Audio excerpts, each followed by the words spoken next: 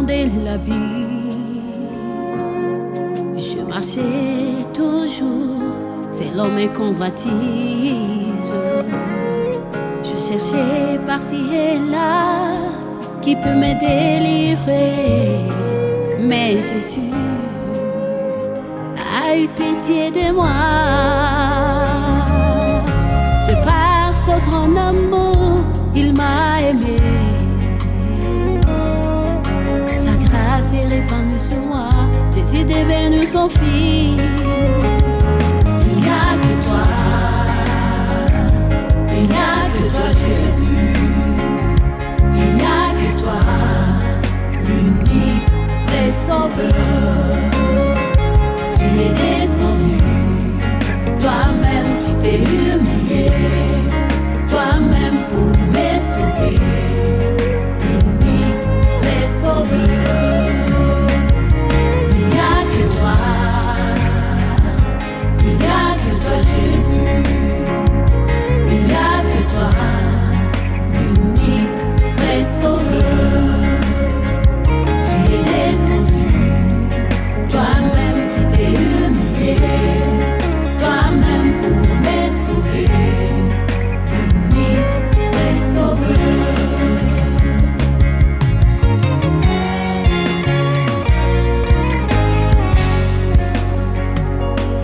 Tu as porté tous mes lourds fardeaux, Jésus. Tu as léché mon cœur à m'apprenant. Un seul véritable Dieu, il n'y a que toi. Il n'y a que toi, Jésus. Il n'y a que toi, le véritable Dieu. Tu as porté tous mes lourds fardeaux, Jésus. Tu as léché mon cœur à m'apprenant. Un seul véritable Dieu, il n'y a que toi. Il n'y a que toi, Jésus. Il n'y a que toi, le véritable Dieu. Tunasema tena karibu wasikilizaji wapenzi, ni kipindi kenu Siri za Ufalme wa Mbinguni kinachotolewa na watakatifu wa Mungu, mtumishi wa Mungu Oscar, nami pia ni ndugu Merveille, na kwenye fundi mitambo ni Patrick Mashahidi. Yomana tunawalika na uwe makini kabisa, kwa sababu tutaanza kabisa bila kukawa. Ni desturi yetu, tunaanzaka kipindi kietu kia mafundisho na maombi. Basi mtumishi wa Mungu weze kutuombea. Karibu mtumishi. Neema yako ni kubwa juu yetu, Mungu wetu Yesu Kristo. Asante kutukubali tena katika kipindi hiki. Wabariki wasikilizaji wote walio kando ya redio zao. Neema yako kubwa iwatembelee na iwaguse. Jina la Yesu Kristo, amen. Basi karibu wasikilizaji wapenzi wote kwenye kipindi hiki Siri za Ufalme wa Mbinguni. Tumefanya muda wa kutosha kabisa tukizungumzia shamba la Mungu na vile vilivyomo, na tuliweza kuzungumzia mazimu ya wana wa ulimwengu, wale ambao waliweza kuzungumzia kuhusu hiyo shamba la Edeni. Na wakati tuliwazungumzia mazimu haya, tukawaonesha ya kuwa kuna wamoja wakati wanazungumzia shamba hiyo, wanasema shamba ilikuwa napandiwa kwa upande wa mashariki ya Edeni, na kule ndani ya shamba wakatia mti wa kujua uzuri na ubaya na mti wa uzima katikati ya shamba. Na kulikuwa shamba, ndani ya shamba kulikuwa miti zingine ambazo zilikuwa mazuri kwa chakula na mema kwa kutazama, mema kwa chakula na mazuri kwa kutazama. Na pia Mungu akaweka ndani ya shamba mtu aliyemfanya. Na wakati watu wa dunia hii, wakati wanazungumzia hiyo fumbo, wanaendaka mpaka kunivo, wanapenda wajue nini kinamaanisha nini, na endelea kutafuta nini kinamaanisha nini, wanaendaka fikia kusema vitu visivyoandikwa, ama wanaletaka ndani ya maandiko maneno ambayo ni mawazo yao. Na wakati tuliweza kuwapatia mfano, tukawapatia mfano ya manabii wawili, na wale ambao walitoa manabii haya ni wakina nabii wa kwanza ni kina Branham na wa pili ni Muni. Tukaonesha ya kuwa walitoa wote wawili unabii. Na sasa wakitoa ile unabii kuhusu hiyo shamba la Eden, malheureusement wakati tunawasikiliza, unabii ya kila mtu iko na signification yake. Sasa tunajiuliza, unabii ya kweli ndiyo wapi? Lakini wakati tuliona kabisa kwa undani, wakati tulifika ndani sana, tulijua ya kuwa wote walikuwa nasema uongo. Ilifika wakati ya kuweza kuwasoma, ikatubidi tuweze kuwazungumzia wale wawili, wanabii wawili. Na wakati tuliwazungumzia, ilikuwa ni wakati tulizungumzia mwanamke na tunda ambayo mwanamke alikula. Nabii Branham anasema mwanamke anamaanisha shamba, na tunda ambaye alikula inamaanisha rapport sexuel. Vile vile Muni naye anasema mwanamke anamaanisha muti wa kujua uzuri na ubaya. Muti unamaanisha mwanamke. Muti unamaanisha plutôt mwanamke, na tunda inamaanisha ile rapport sexuel illicite. Taonesha mwingine alisema mwanamke ni shamba, shamba ni mwanamke. Amen. Na mwingine anasema muti ni mwanamke. Sasa wawapi njo iko na nasema kweli? Tumefanya muda kabisa wa kutosha tukileta discernement kwa maneno haya, na tuliwaonesha ya kuwa wote walisema uongo. Kwa sababu yule ambaye alisema mwanamke shamba ni mwanamke, tukawaambia sasa kama shamba ni mwanamke, sasa na ule mwanamke ambayo walitia ndani ya shamba anamaanisha nini? Tuliweza kuzungumzia vitu vingi kabisa kuonesha ya kuwa kama mwanamke ni shamba, matunda gani ambayo inastahili kula na ni mazuri kwa kutazama ambayo iko kwa mwanamke? Quel fruit, quel arbre est autorisé sur la femme et qu'on peut consommer? Niwaonesha ya kuwa kama wanasema shamba ni mwanamke, mbona mtu anaishi ndani ya shamba, ama Adamu aliishi ndani ya shamba siku mingi, alikuwa nakula matunda yote. Na utasema kama shamba inamaanisha mwanamke, Adamu alikuwa naishi ndani ya shamba, ndani ya mwanamke, anakula matunda, na yongine yote ya mwanamke ni matunda gani hiyo? Hata kama ndani ya shamba wanasema katikati ya shamba hiyo kulitoka maji, hiyo maji pia ambayo inatoka katikati ya shamba ili igawanyike kwa mikono mine inamaanisha nini pia? Wakati tuliwazungumzia maulizo haya, tuliwaonesha lourdeur ya mafunuo ya manabii, na ule nabii Branham ambaye alikuwa anazungumzia shamba anasema inamaanisha mwanamke. Na wakati tuliwazungumzia hiyo maulizo, tukaonesha ya kuwa ce sont des choses lourdes. Même chose kwa yule ambaye wanaita Muni, ule ambaye alisema mti wa kujua uzuri wa ubaya inamaanisha mwanamke. Ni kusema mwanamke wakati aliendea hiyo mti ya kusandre, alikuwa ni mwanamke mwingine, jua aende kula kwa ile mwanamke mwingine, au alijiendea mwenyewe, ama alijiendea mwenyewe. Ile yote tukaonesha ya kuwa ni lourdeur.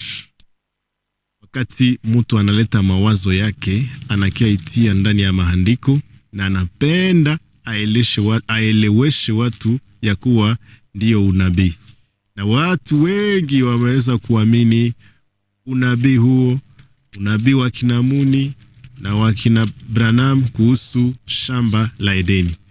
Basi wakati tuliwazungumzia mambo haya, nadhani tuliwapatia briefing na kuwaonesha ya kuwa shamba la Mungu ni mtumishi Paulo ndio anasema sisi ni wafanyakazi pamoja na Mungu na ninyi ni shamba la Mungu, jengo la Mungu. Tukaonesha gisi shamba la Mungu ni symbol ya eglise ama ya kanisa. Na wakati tuliwazungumzia ni nini ambacho kiko au centre de l'église, ama ni nini ambacho kiko katikati ya kanisa isipokuwa neno la Mungu. Na tukaonesha ya kuwa neno la Mungu ndio muti wa uzima. Na hilo neno la Mungu ina vipande viwili. Na kipande kia kwanza, kipande ya njia, na kipande kia pili ni kipande ya kweli, na kwa mwisho ni uzima. Na tukaonesha ya kuwa ni sembole pia ya Mungu mzima ambaye ni mfano wa yaspi na sardwani. Ama neno la Mungu ambalo ni Nouveau Testament na Ancien Testament. Ancien Testament ambayo na represente muti wa kujua uzuri na ubaya, na Nouveau Testament ambayo na represente muti wa uzima.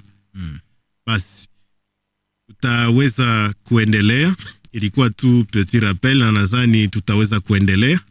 Na kabla tuendelee, na kumbusha pia ya kuwa tulikuwa tumepana plutôt majibu kwa maulizo ya wasikilizaji. Nadhani kulikuwa yule ambaye aliuliza kuhusu muti wa uzima na kusema alikuwa nasema kama wanasema wakati tutafika paradiso hakutakuwa magonjwa, hakutakuwa kilio. Sasa wanasema majani ya muti wa uzima ulikuwa unafaa serve de guérison des nations. Ile neno inasignifie nini? Ulimuonesha ya kuwa inadependre na wakati. Anasema hiyo majani ilikuwa serve, donc c'est au passé. Ilikuwa inafanya nini? Ina servir ku guérison ya nation. Ni wale ambao watakao poneshwa na majani hiyo ndio wataikala ndani ya paradiso pasipo magonjwa. Yesu awabariki. Basi, na pia tuliweza kujibia yule ambaye alikuwa anasema sasa tunda hiyo ambayo walikula ni tunda ama ni nini, ni pome. Tukamuonesha ya kuwa tunda hiyo ilikuwa kusoma, kuendea muti wa kujua uzuri na ubaya, ama kwenda soma handiko pasipo kupata ufunuo yake. Amen. Na wakati unasoma handiko pasipo kupata ufunuo yake, unafikia kukufa. Tukapana mfano wa Abrahamu ambaye alikuwa na wanawake wawili. Tukawaambia Abrahamu, mtu ambaye anajuliwa kama baba wa imani, alikuwa na wanawake wawili. Mtu akasoma vile pasipo kupata ufunuo ya hiyo andiko, atafikia kutafuta pia wanawake wawili ama watatu, na anajifanya kuwa polygame. Na ni vile ndio wengi wamekuwa polygame. Même chose vile ambavyo vilisemekwa ndani ya maandiko matakatifu wakati wanazungumzia kuhusu Noa, yule ambaye alikuwa mtu mwenye haki, na kutoka ndani ya arshe Mungu akishaangamiza wote ambao wafanya dhambi wote, akaachaka Noa na wana wake. Sasa Noa akishatoka ndani ya safina, yeye ndio anakuwa wa kwanza kuponda mvinyo, na akakunya mvinyo, akalewa na akajifunua katika hema yake. Ukasoma hiyo maandiko na utakuwa mlevi kabisa sana, na watu watanja kuona na wewe unanjangukia mifereji esi de suite. Ukaonesha ya kuwa hiyo maneno yote ni mafumbo. Hata maneno ambayo inahusu Loti ambaye alilala na wanawake, hiyo yote watoto wake, hiyo yote ni mafumbo. Tukaonesha ya kuwa ukaendea maandiko pasipo kupata ufunuo wake, utakuwa umekula tunda na utakufa kabisa. Basi nadhani kwa siku ya leo tutaweza kuendelea Namba yetu tunawapatia ni 09 71 34 77 56. Muweze kuandika maulizo, na kama muna pendekezo muweze kuandika kwa namba hiyo. Namba ni 09 71 34 77 56. Basi tunamkaribisha mtumishi wa Mungu ili aweze kuendelea na mafundisho, na Yesu akubariki mtumishi. Basi tunatoa shukrani zetu kwenu ninyi wasikilizaji mlio kando ya redio zenu. Na pia nashukuru mtumishi Merveille kwa rappel ambayo ameifanya. Basi neno la Mungu linasema hivi ndani ya kitabu kia Misho ama Proverbe de Salomon. Nasema hivi, waza kuna msikilizaji mmoja ametubip, tunashukuru sana. Labda napenda aoneshe kwamba sisi ni pamoja, tunafuatana kabisa. Tunasema asante, tunasema karibu. Yani unaonesha kwamba tunafuatana. Namba inashia ku 339. Asante sana. Ndani ya kitabu ya Misho inasema hivi, chapitre 1er, les Proverbes, chapitre 1er, verset 1er mpaka hili la 4. Tutasoma mjina la Yesu Kristo. Mezali sura yake ya kwanza mstari wa kwanza mpaka 4 inasema hivi. Mezali za Salomono mwana wa Daudi mfalme wa Israeli. Kujua hekima na mafundisho, yani kujua hekima na mafundisho. Kutambua maneno ya ufahamu, yani kutambua maneno ya ufahamu. Kufundishwa matendo ya hekima, kufundishwa matendo ya hekima. Katika haki na hukumu na adili, katika haki na hukumu na adili. Kuwapa wajinga akili, ili wajinga wote wapate akili. Kumupa kijana maarifa na akili, na kumupa kijana maarifa na akili. Yani kama kuna habari za misho, habari za mafumbo, zina lengo kubwa, ni ili watu wapate kujua hekima na mafundisho. Connaître la sagesse et l'instruction. Et puis comprendre les paroles de l'intelligence. Pour recevoir des leçons de bon sens, de justice, d'équité et de droiture. Pour donner au simple du discernement et au jeune homme la connaissance et de la réflexion. Yani kama kuna maneno ina lengo, hekima ya Mungu ina lengo ili watu wapate kujua hekima na mafundisho.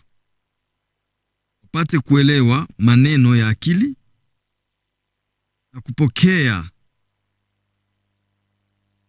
hekima. Na waza ku verset 3 ili tusema nini? Kufundishwa matendo ya hekima. Matendo ya hekima. Recevoir des leçons de bon sens. Matendo ya hekima na ya haki ya adili.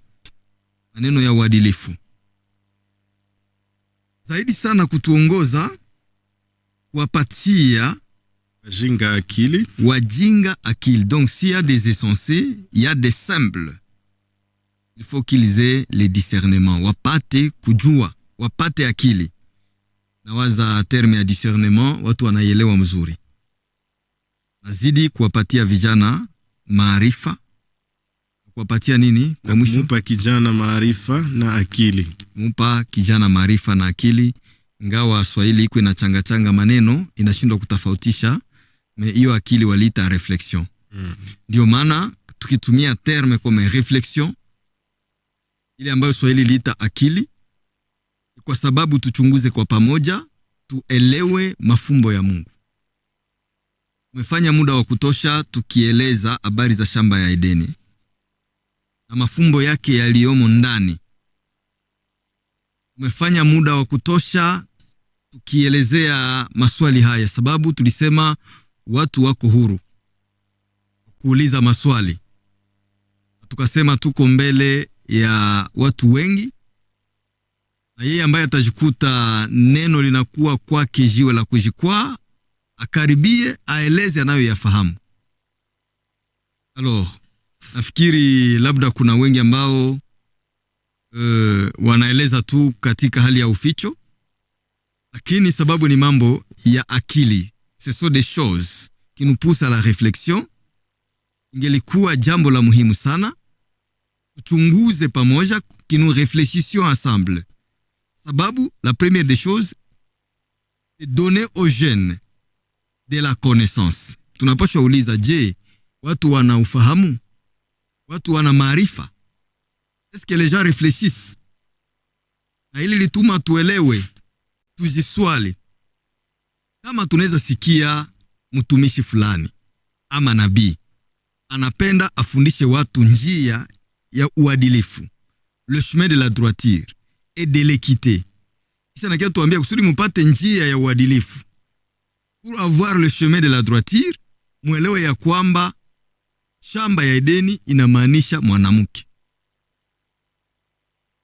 na pia tunda walilo likula c'est le sexe, rapport sexuel.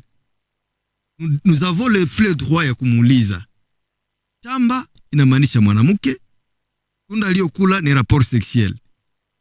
Et pourtant nous qui réfléchissons, nous qui avons la connaissance, tunakutanisha mwa ile shamba yenye inamaanisha mwanamke kuna miti mingine ambayo yaliruhusiwa kuliwa, iliyo mema kwa chakula, miti mizuri kwa kutazama. Est-ce que tu peux nous expliquer les arbres et les fruits qui sont sur la femme en dehors du sexe, vile ambavyo vinaruhusiwa kukuliwa, les choses qui sont sur la femme, comme la femme c'est le jardin? Quelles sont ces choses-là? Les arbres zenye zinaruhusiwa tuzile, zilizo miti iliyo mema kwa chakula na mizuri kwa kutazama. Quelles sont les parties en dehors du sexe sur la femme? Des parties qui sont beaux à manger, ou alors qui sont belles, qui sont bonnes à manger plutôt, comme ce sont des parties, et agréables à voir. Est-ce que wanaweza kutupatia tofauti si on admettait que la femme, tukadmettre que la femme c'est le jardin?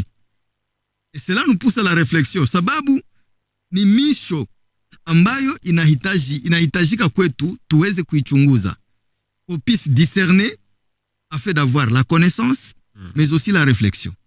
Ndio vile tuko nasema tu réfléchir ensemble. Au centre du jardin, il y avait un arbre. Alors, jardin, c'est la femme. Ok, admettons. Sasa miti mizuri kwa kutazama, mema kwa chakula, ni ya wapi juu ya mwanamke, na matunda yale ni ya wapi tofauti na sex? Parce que juste les de fruits ni ile nyiko kumuti ya katikati, ile njoo yenyewe iliongoza kwa mauti. Sasa na matunda mengine ni matunda gani?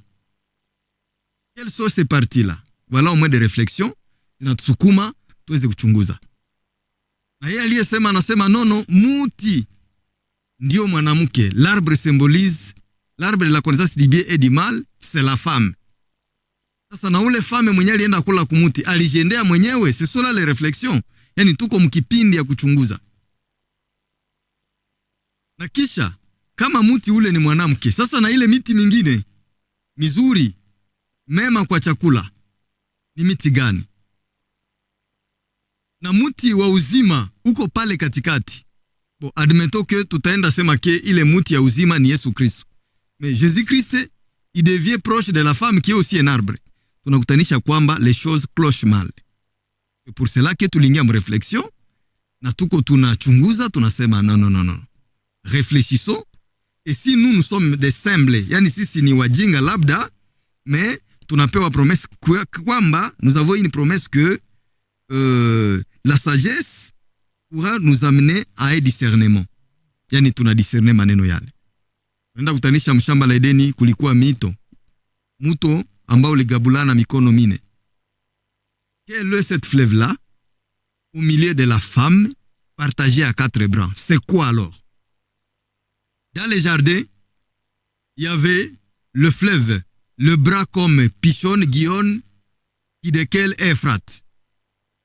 Utasikia wanasema le fleuve Hidekel, disons le fleuve Gihon, watatuambia kwamba c'est le fleuve qui endoure tous les pays de Cush. Je peux encore relire kusudi tukue na précision. Le fleuve sortait d'Éden pour arroser les jardins, et de là il se divisait en 4 bras. Le nom du premier est Pishon. C'est lui qui endoure tous les pays de Havila où se trouve de l'or. Tutapaswa uliza na ile or yenye kwa mwanamke ni nini? Havila, ça veut dire quoi? Le fleuve qui endoure tous les pays de Havila, le Pishon, c'est quoi? Tutaweza kuuliza, l'or de ces pays est pire. On y trouve aussi des bdellium et la pierre d'onyx. Dans la femme, c'est quoi? Le nom du second fleuve, c'est Gihon. C'est celui qui endoure tous les pays de Cush, c'est-à-dire l'Éthiopie. L'Éthiopie de la femme, c'est quoi? Ile yote itatupeleka kwa réflexion. Alors, tulipendelea sana tuende conclure, qu'on aille à la conclusion de ce grand chapitre concernant les jardins d'Éden. Tulipenda tuendelee kufikia ukomo, sababu tunafikiri waliokuwa na maswali muda imeisha, na kama vile hivyo desturi yetu tunafaka labda miezi na masemene, na tuko nasema celui qui a à contredire, celui qui a une pensée autre que yenye tuko nayo anaweza kuileta, anaitoa na tunaizungumzia. Hivi tumefanya muda wa kutosha, on ne trouve pas de réaction, nous allons vers la conclusion du chapitre. Alors, kwa kukonglire hiyo chapitre sur les jardins, ingawa maelema zote hatutaweza kuzigusia, tuliweza kuambia kama le jardin d'Éden c'est le champ de Dieu. Na shamba ya Mungu c'est son église, ni kanisa lake. Sur le même jardin, ile ni ile shamba ambayo muufunuo inaitwa mji mtakatifu, la ville sainte. Ndani ya ville sainte, ndani ya mji mtakatifu wa Mungu, kuna muti unaoitwa muti wa uzima. Il y a un arbre de vie. Mais aussi, il y a l'arbre de la connaissance du bien et du mal. Yani shamba la Mungu, shamba la Edeni, c'est son église. Sasa ndani ya shamba hii kuna miti mizuri mema kwa chakula, mizuri kwa kutazama, na muti wa uzima katikati ya shamba, na muti wa kujua uzuri na ubaya. Tuliweza kuonesha kwamba muti wa uzima c'est Jésus-Christ, et l'arbre de la connaissance du bien et du mal c'est Jésus-Christ. Yani nous allons vers la conclusion pour rappeler, yani kukumbusha les grands éléments plus controversés dans les jardins ambayo inaletea utata. Tuliweza kuonesha kwamba muti wa uzima ni Yesu Kristo, na vile vile muti wa kujua uzuri na ubaya ni Yesu Kristo. Sababu Yesu Kristo anaundwa na hatua mbili, anaundwa na sehemu mbili. Yesu Kristo anaundwa na sehemu ya kwanza ni uzima wa milele. Yesu Kristo anaundwa na sehemu ya pili, c'est la partie, la phase de la mort. Inamaanisha nini? Simeoni aliyetabiri juu yake, nabii Simeoni akamwona mtoto Yesu Kristo ndani ya kitabu cha Luka, akasema cet enfant Jésus est destiné à amener la chute et le relèvement de plusieurs en Israël. Yani wanaangushwa na Yesu Kristo, na wanaoinuliwa wanainuliwa na Yesu Kristo. Jésus-Christ, il est le source de la chute de plusieurs, mais aussi le relèvement de plusieurs en Israël. Yani anaangusha wengi na anainua wengi. Yani wote unaowaona wakianguka kwa kuelekea katika uharibifu, waliangushwa na nani? Na Yesu Kristo. Et souvent certains gens disent que c'est surtout le diable ndio mwenye anaangushaka watu. Na sisi tunauliza, na shetani naye aliangushwa na nani? Sababu mkasoma maisha ya shetani, shetani hakuanguka une seule fois, il tombe chaque jour. Sasa wakati anaanguka kana anakuwa aliangushiwa na nani? Ukasoma maandiko matakatifu, anayeangusha shetani ni ule Yesu. C'est Jésus qui l'a précipité, qui s'appelle chérubin protecteur.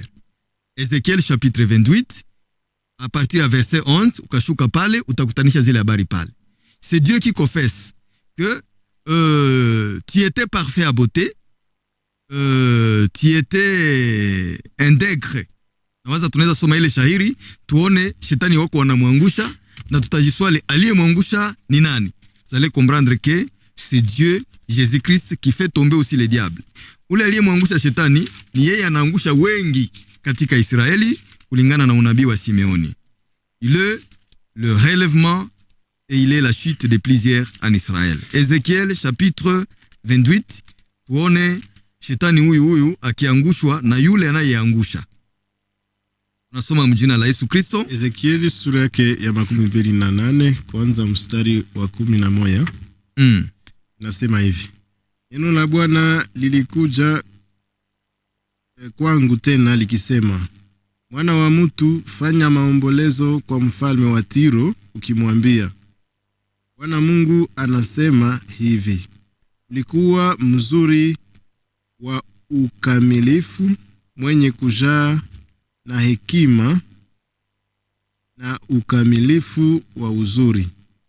Wewe ulikuwa kwa Edeni, shamba la Mungu. Ulikuwa kwa Edeni, shamba la Mungu. Kila kitu kilikufunika akili.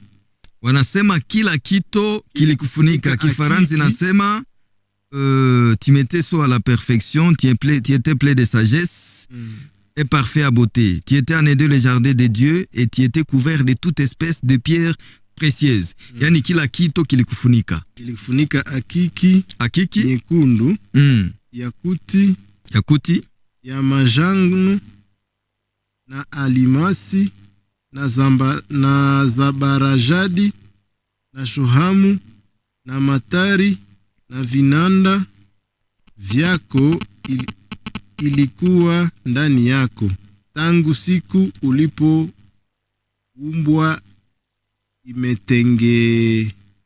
imetengenezwa. Wewe ulikuwa kerubi la kufunika mwenye kutiwa mafuta, nami nilikuweka hata ulikuwa juu ya mlima mtakatifu wa Mungu. Umetembea huko na huko katikati ya mawe ya moto. Ulikuwa mkamilifu kwa njia zako. Yani huyo shetani alikuwa mkamilifu katika njia zake. Tangu siku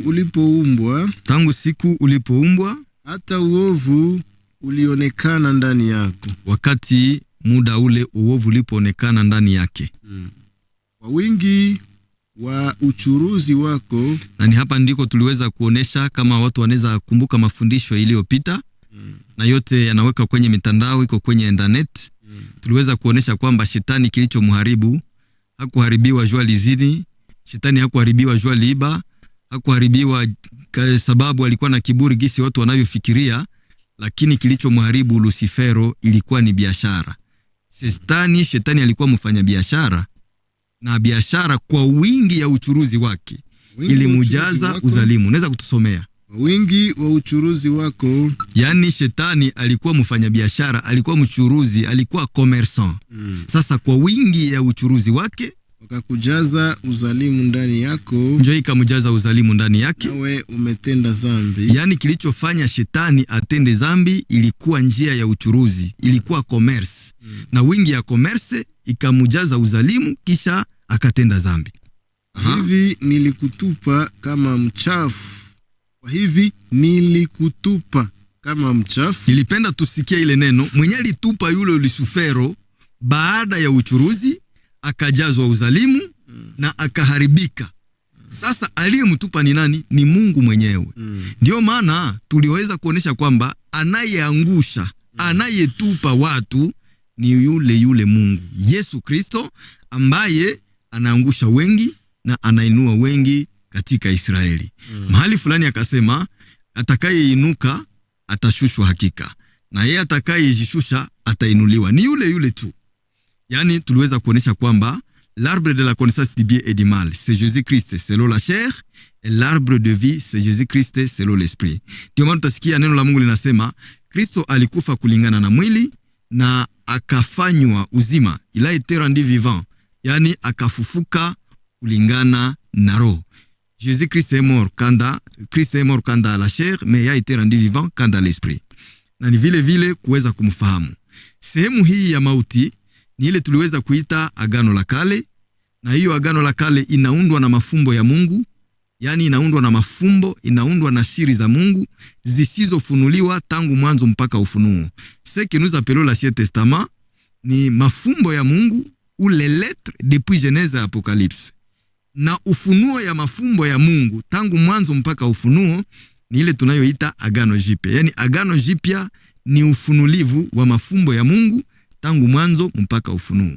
Ni tofauti na wale ambao walifikiri kwamba agano la kale inaanza tangu mwanzo mpaka Malaki. Ile ni tunaweza fikiri ni ukosefu wa akili ya na teolojia ambao walipatana wakagabula maandiko vipindi viwili na kuanza sema agano la kale c'est depuis Genèse à Apocalypse. Il y a beaucoup de choses qu'il faut réviser là-dessus kusudi tuelewe qu'est-ce que l'Ancien Testament.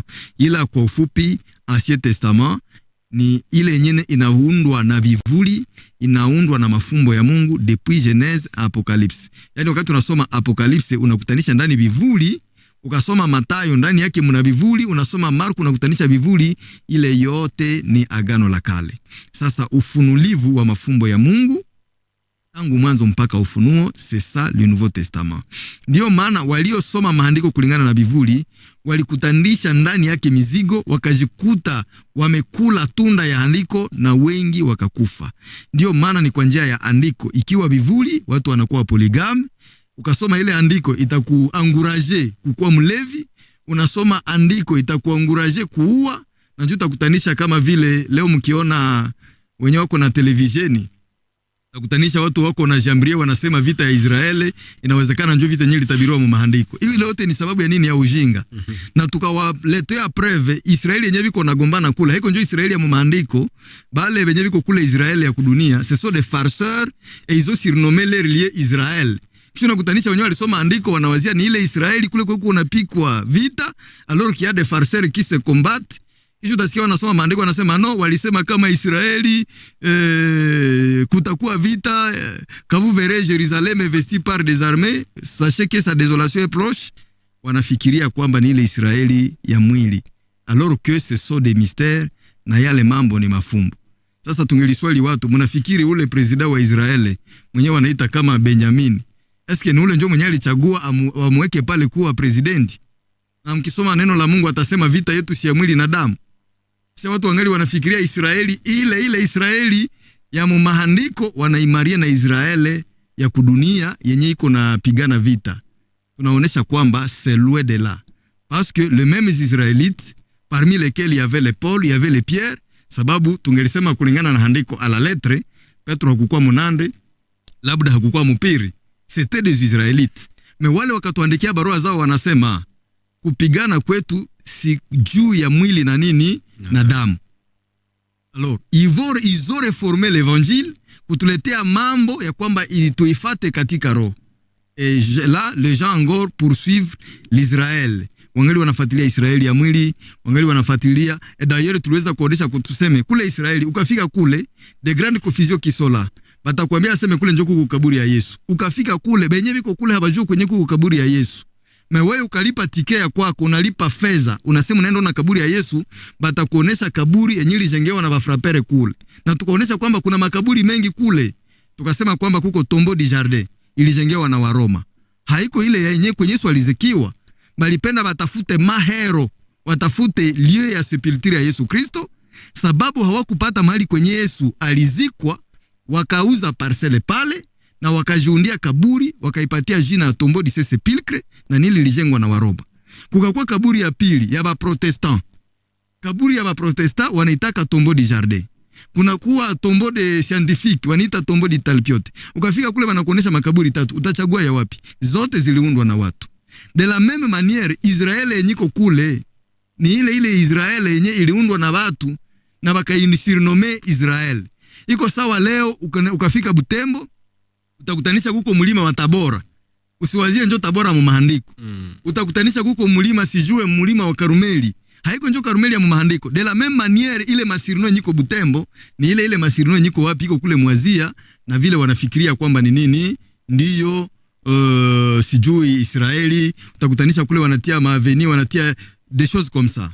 Au-delà de ça, ukasoma hata vitabu ya wanasayansi, mais voir même les livres de théologie, Utasikia wakati wanasema Golgotha, wanasema ka site probable. Ni kusema ni mapatano yao, wanasema tunafikiriaka kwamba Golgotha ni mahali fulani. Alors, voilà au moins en bref deux mystères que nous devons connaître. Nous devons avoir la connaissance et aussi réfléchir sur les faits. Ndio maana muti wa uzima ni Yesu Kristo, et l'arbre de la connaissance du bien et du mal c'est Jésus-Christ. Jésus-Christ est esprit, c'est l'arbre de vie, et Jésus-Christ selon la chair, c'est l'arbre de la connaissance du bien et du mal. Na matunda yake tumeyaona. Ukisoma andiko tuliwasomea andiko kwamba wale ambao wanafanya Pasaka, nawaza kila mwezi wa 4 kuna kipindi ambacho wanaita Pasaka. Takutanisha kuna makanisa yale ambamo wakati watu wanapenda wakule meza Bwana wananja na wishana migulu. Tukawaambia tuseme yeye aliye nawisha wanafunzi migulu alianja atosha nguo. Je, mlishakaona pastere gani mwenye wakati anataka fanya meza ya Bwana atoshe manguo? Pale tuko mu Jean chapitre 13. Wanasema wakati Yesu alikuwa kwenye meza, kabla awatawaze wanafunzi miguu, il ôta ses vêtements, akaondoa mavazi yake. Je pense que bile vyote tuliweza kuvisikiliza, et ça était sujet de débat. Naweza mtasoma ile chapitre. Na utakutanishaka pasteur mwenye ava anawishe watu miguu, atoshe vile nguo sawa Yesu kwa kuiga Yesu. Utasikiliza anasema, mwingine akaniambia aseme no, Yesu alitoshaka manguo juu alikuwa pale bakiana tiketiki. Tukasema okay, na pasteur gani nyongo mshakaona iko katikati ya ba jeune bakiana atoshe manguo. Voilà ce mystère. Tuliweza kuonesha ile vazi ni nini, que symbolise ce vêtement que Jésus a ôté. Ile vyote tuliweza kuvionesha sababu tulielewa kwamba mambo ni mafungu. Tukaweza kuonesha kwamba les arbres qui sont autour du cendre, sababu muti yaliyo katikati ya shamba c'est Jésus-Christ, arbre de vie, en même temps que celui qui est arbre de la connaissance du bien et du mal. Maintenant, les arbres agréables à voir et bons à manger, zilikuwa zinamaanisha le ministère. Na kati ya ile ma arbre de toute espèce, mu jardin, kuko espèce ya ministère ya kwanza, ministère yenyewe wanaita les apôtres. Kunakuwa ministère de prophètes. Kunakuwa ministère des évangélistes, ministère des pasteurs et ministère des docteurs. Sasa kati ya hizo ministère ni ile miti iliyopandwa katikati ya shamba, na le vrai pasteur produit les fruits. Na ile matunda ni mema kwa chakula na ni mizuri kwa kutazama. C'est pourquoi les fruits que produisent les vrais prophètes, les fruits que produisent les vrais pasteurs, les fruits que produisent le vrai prophète, évangéliste et docteur, wana produire les fruits que nous appelons le fruit de l'esprit. Na un vrai prophète, un vrai pasteur doit produire l'amour, ni tunda, la joie, ni tunda, la paix, la patience, la tempérance et la douceur. Yani un vrai prophète ou un vrai pasteur anapaswa kuwa mwema kwa kutazama, anapaswa kuwa mzuri, anapaswa kuwa mwema kwa chakula na mzuri kwa kutazama, a produisa les fruits zenye zinastahili kuliwa. Donc quand nous arrivons auprès des vrais prophètes, tutakula kwake nini? Upole, tutakula kwake furaha, tutakula kwake amani, tutakula kwake upendo, na ile ndiyo matunda ambayo ina régir, ambayo iko produit na le vrai prophète, les vrais prophètes, les vrais pasteurs, les vrais docteurs, les vrais évangélistes et les vrais apôtres. Na tulipoonesha yale maneno, ce qui restait c'était de connaître le mystère. Il y a 4 fleuves au milieu du jardin, na ile 4 fleuves plutôt, tuliweza kuonesha kwamba ce sont les 4 patriarches de la vie. En bref, s'il faut parler de ces 4 patriarches de la vie, tunataka onesha hatua 4 ambazo Mungu alizipitia ili ajikamilishe kwa wanadamu, ili ajifunue kwa wanadamu. Ce que nous devons comprendre, la première phase, Mungu ni mmoja sababu muto ulikuwa mmoja. Le fleuve était unique. Le fleuve était un seul fleuve, na ule muto mmoja ni ule uliogabulana mikono 4. Ce qui signifie que nous avons un seul Dieu, nous croyons à un seul Dieu, et ce Dieu-là, c'est lui le fleuve de vie, c'est lui le fleuve de la vie, na ule Mungu ni Yesu Kristo. Sasa huyo Yesu Kristo ana mikono 4. Et dire mkono, kusema mkono ndani ya maandiko, ça veut dire ministère. Yani Mungu ni mmoja, ana mikono 4, yani ana huduma 4. huduma yake ya kwanza ambayo Mungu alijifunua nayo kwa mwanadamu, alijifunua kwa mwanadamu kama simba. Huduma yake ya pili, alijifunua kwa mwanadamu kama vile mwana ndama.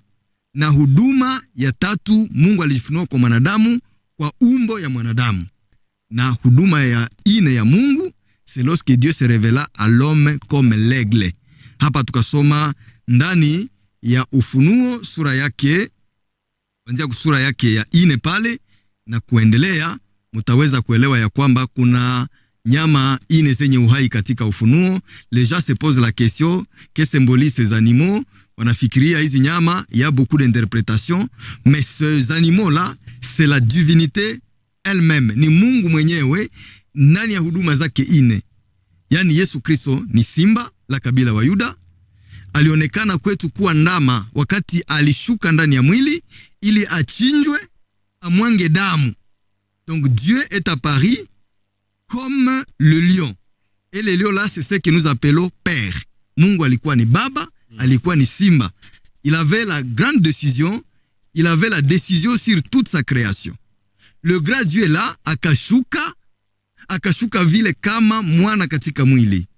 Et Dieu a accepté se sacrifier. Alors Dieu dans son état de sacrifice, wakati anajitolea mwenyewe, anajitolea vile kama ndama, Dieu au sacrifice, ni ile huduma yake ya pili ambayo alitumia ili ajifunue kwa mwanadamu. C'est ce que nous appelons le Gihon. Sababu fleuve ya kwanza ni Pishon, le second fleuve c'est Gihon. Donc Dieu au sacrifice. Baadaye le même Dieu akaona ya lazima akamate umbo ya mwanadamu, ce que nous appelons Idekel. Na hiyo fleuve Idekel, le bras, le ministère Idekel, ça veut dire Dieu à la face d'un homme. Ni wakati Mungu ametoka katika hali ya matoleo, alichinjwa, akapigwa, akavala mwili sawa mwanadamu. Et il a accepté le sacrifice, akajitolea mwenyewe comme veau. Na hatua yake, huduma yake ya tatu, c'est lorsque Dieu a pris de mère à l'homme, akakuwa Mungu ndani yetu. Dieu à nous. Na ndio maana nikaona frère merveille, je vois Dieu à la face d'un homme. Nikaona Mungu anakaa ndani ya ndugu yangu, je vois Dieu à la face de l'homme. Donc Dieu à la face de l'homme ni wakati Mungu alikaa ndani ya mwanadamu. Na wakati unaona yule mwanadamu, utakuwa umemuona Mungu. Yani Mungu kwa umbo ya mtu. Na ndio hatua ya tatu ya Mungu, c'est que nous appelons le ministère Idekel. Yani huduma ama utumisi wa Idekeli. C'est qu'on appelle le troisième bras. Quatrième bras, c'est la dernière phase, ni wakati Mungu anajifunua kama tai. C'est lorsque nous sortons de la nature des faces de l'homme et que nous devenons l'aigle, ce que nous appelons la face de l'enlèvement. Yani kunyakuliwa. Ndio maana Paulo akasema, ikiwa mmefufuka pamoja na Kristo, tafuteni yaliyo ya juu, mahali Kristo yuko kwa upande wa kuume wa Mungu. Je, utafika mahali Kristo yuko kwa upande wa kuume wa Mungu usipokuwa tai yenye kuruka? C'est pour cela qu'il faut avoir des ailes. Et Dieu se manifeste à nous dans cette dernière phase, yani umbo ya mwisho yenye tunaita umbo, yani umbo ya kunyakuka, Dieu à la face de l'aigle. Na ndio maana utakutanisha ndani ya maandiko wanamuita le grand aigle. Et le grand aigle là, c'est toujours Dieu lui-même. Na Yesu ama Mungu ni tai, ni wakati iko ndani ya hatua yake ya mwisho. Et sur le point des patriarches, nous allons voir qu'il y a le premier patriarche c'est Abraham, le second patriarche c'est Isaac, le troisième patriarche nous avons Jacob et le quatrième patriarche nous avons Joseph. Hivi kuwapatia information dans la science de la réflexion, le discernement et la connaissance, mutaelewa ya kwamba hata kama Yusufu alikuwa iko classé parmi les fils de Jacob, mais il a été érigé comme père, un père d'Israël. Ndio maana waliweza kumpatia prééminence kusudi aingie mu ordre de père. Parce kuna muda ambamo tutaelezea maneno haya, yani les quatre bras du fleuve, ce sont les quatre ministères de Dieu par lesquels nous avons été sauvés. Le premier ministère, c'est lorsque Dieu est père au-dessus de toutes choses. Le second ministère, lorsque Dieu, le même Jésus, est fils parmi les hommes, Dieu au sacrifice. Le troisième ministère, ni wakati Mungu, il a la face de l'homme, c'est-à-dire Dieu à nous, on l'appelle Saint-Esprit. Et puis, lorsque Dieu est à l'homme, troisième phase, Dieu dans son état d'enlèvement, ou alors wakati tunafika mfazi ya kunyakuka. Les autres vont se poser la question de savoir enlèvement ni ya wapi, est-ce que ni kupanda sawa avion, ni kupanda sawa ndege. Nous y reviendrons sababu muda wetu wa kuredio ni mdogo, parce que lorsque nous allons parler de l'enlèvement, kunyakuliwa ni tofauti na gisi watu waliofikiria. Ndio maana utakutanisha Paulo anasema je connais un homme il y a 14 ans qui fit enlever jusqu'au 3e ciel. Si c'était dans son corps, je ne sais pas, ou si c'était hors son corps, je ne sais pas, mais Dieu le sait. Yani enlèvement ile mtu anaweza nyakuliwa na ngali na muhema. Yani na mko nakula naye masamunyu anaingia katika kunyakuka. Yani Paulo aliponyakuliwa mbingu ya tatu, si kusema alikuwa ametoka mwili. Donc l'enlèvement c'est aussi un mystère beaucoup plus complexe yenye inaomba nayo pia tuizungumzie. Alors kwa kifupi tuko naeleza juu ya maéléments du jardin.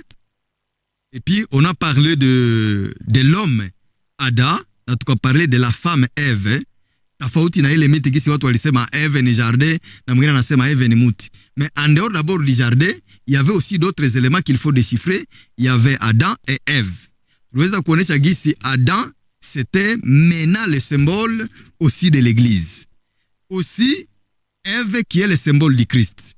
Ndio maana utasikia neno la Mungu linasema ce n'est pas l'homme qui a péché, mais c'est plutôt la femme qui s'est rendue coupable. Disons, ce n'est pas l'homme qui a été séduit, mais c'est la femme qui séduite s'est rendue coupable de transgression. Yani mwanaume hakudanganywa, lakini mwanamke akidanganywa aliweza kuingia katika makosa. Nous avons parlé de cette femme-là séduite, tukaonesha gisi ni kanisa sisi. L'église qu'on appelle l'église corps de Christ, constituée de membres. Ni sisi ambao tulikosa. Na wakati tumekosa tumedanganywa na nyoka, nous avons été séduits par le faux enseignement, na tukajirendre coupable de transgression ni tukiingia kwenye makosa. Lakini mwanaume alikubali achukue yale makosa yetu, na yeye alikuwa mwanaume qu'on appelle Adam, akakubali achukue lile tunda ambalo sisi tulikula ili hukumu mwangukie yeye. C'est pourquoi ce sur Adam l'homme, ni yeye aliweza kuchukua nini? Taji ya miba. Ndio maana walimwambia Adamu, udongo umelaniwa kwa ajili yako, na itakutolea miba na michongoma. Tukiona vizuri, yeye aliyechukua miba na michongoma juu ya kichwa chake alikuwa ni Kristo. Il est mort à cause de sa femme. Yani sanction kamwangukia. Et c'est cet homme-là, ni yeye waliweza kumwambia kwamba ni yeye atakufa. C'est lui qui doit rentrer dans la poussière d'où il a été pris. Lakini mwanamke yeye hakusema atafanya nini? Atarudia kwenye mavumbi. Ce qui a toujours été aussi une erreur. Yenye kwa kama makosa katikati ya wahubiri, wakati wanazika watu kule, wanazoea kusema mavumbi wewe utarudi kwa mavumbi. Ele fame wanasema watarudi kwa mavumbi, ele zome watarudi kwa mavumbi. Lakini ukisoma maandiko yale, maandiko yalipresisea kwamba atakayerudi kwa mavumbi c'est plutôt l'homme et non pas la femme. Yani mwanaume atarudi kwa mavumbi mahali alikotwaliwa. Yengine nye ambayo tutaweza kuijua, lorsque Dieu a chassé du jardin, il n'a pas chassé l'homme et la femme. Maandiko yanasema Dieu a chassé Adam, mais il n'a pas chassé la femme. Ndio maana mtakutanisha toutes les sanctions sont tombées sur l'homme, alors que la femme mwenye alikuwa séduite alikuwa exemptée. Yani mkufukuzwa c'est l'homme qui a été chassé, mkuenda mwa udongo ni ule mwanaume ni Kristo, na mwenye alichukua taji ya miba c'est toujours Jésus-Christ. Lakini zile sanctions zote ambazo zingelimwangukia mwanamke, la femme a été épargnée, mais les sanctions sont tombées sur l'homme. Sauf la sanction kusema kwa uchungu utaweza kuzaa, ce qui est normal. Ndio maana na kanisa nayo pour produire l'évangile devant cette grande nation inatuomba tuwe na uchungu. Nous avons la douleur de l'enfantement. Wakati tunatangaza injili, kuzaa mtoto mpya c'est tout à fait un scandale. C'est juste ça magumu yenye mwanamke kanisa atakuwa nayo. Mekuhusu vingine vyote, kuchukua miba, kurudi kwa udongo na kufukuzwa, c'est l'homme qui a porté cette charge. Na ukasoma ndani ya Isaya sura yake ya 53, Isaïe 53, maandiko yanashuhudia kwamba na kwa kupigwa kwake tumefanya nini? Tumepona. Ule aliyepona ni nani? C'est la femme. Donc Jésus a été battu et nous avons été épargnés. Tunaweza soma ile shahiri juste pour la précision, Isaïe 53. Tunaweza anzia ku verset 1 sababu muda yetu inasonga mbele inakimbia. Tutaweza kusoma kwa haraka. Isaya sura yake ya 53 kuanza mstari wa kwanza. Ni nani aliamini habari zetu? Na mkono wa Bwana amefunuliwa nani?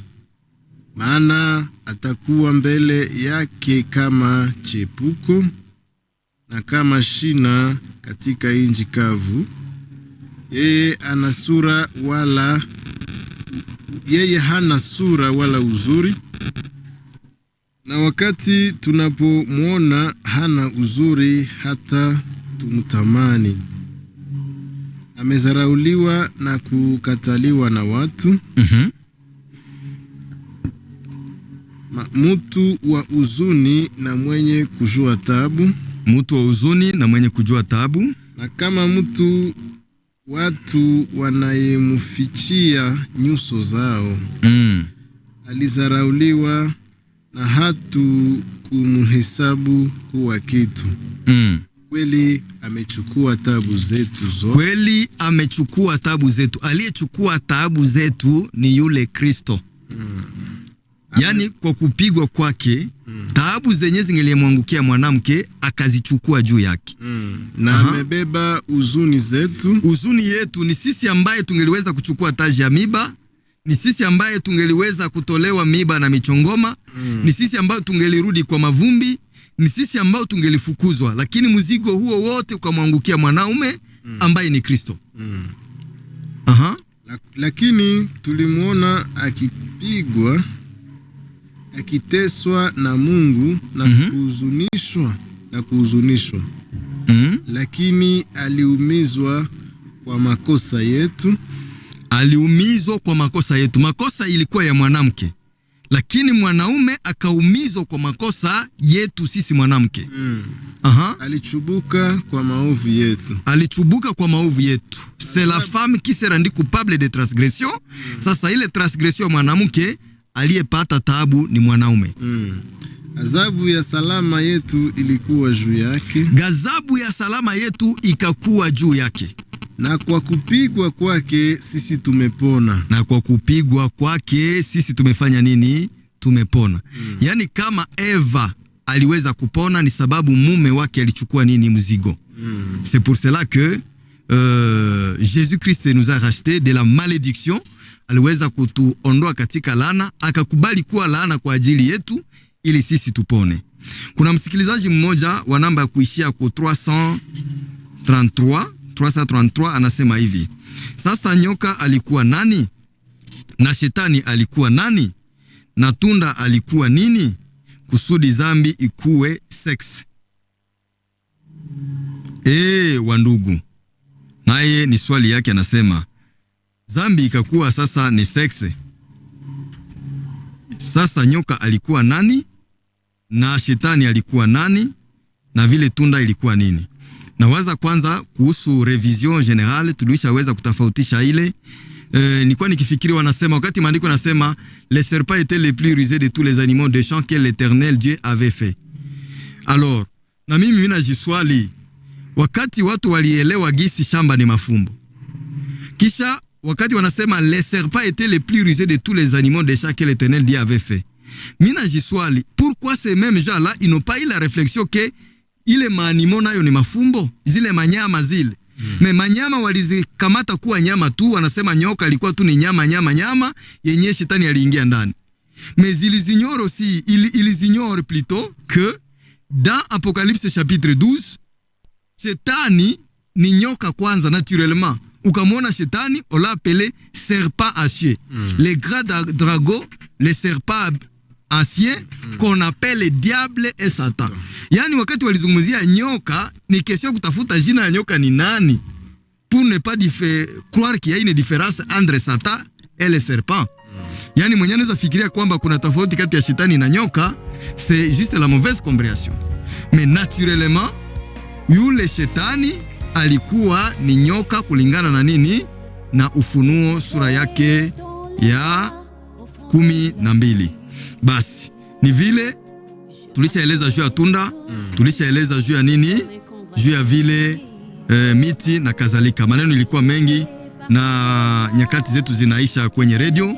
Nitaweza kurudishia mamlaka mtumishi wa Mungu Merveille. Basi wasikilizaji wapenzi, tunasema asante kuweza kutufata tena kwa siku ya leo. Kwa yule ambaye ameleta ulizo, tunamuravoyer kwenye internet, kwenye site yetu ni site Mystère du Royaume des Cieux, ni site ya YouTube.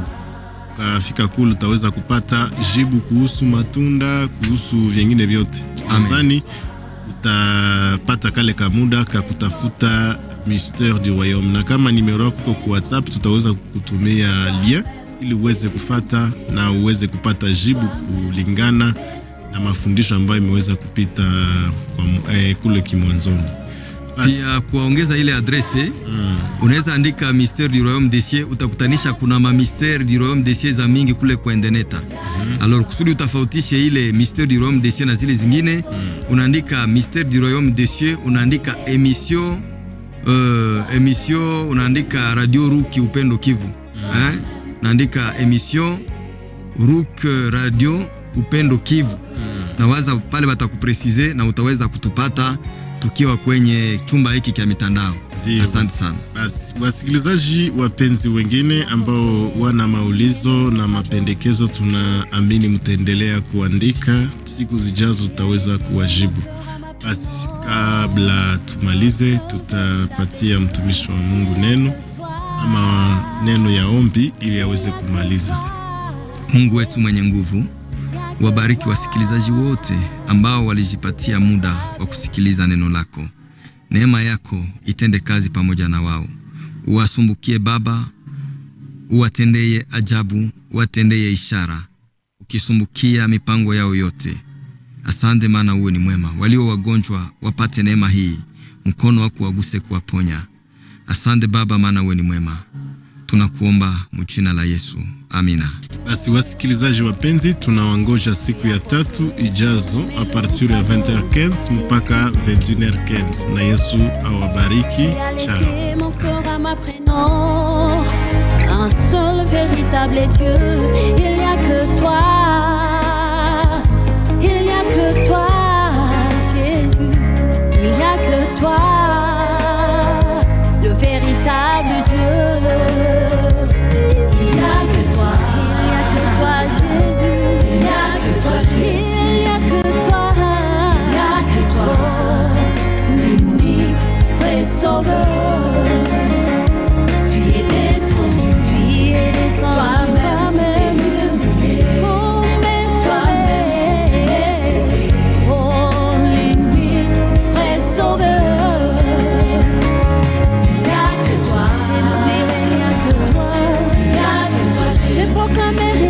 Toi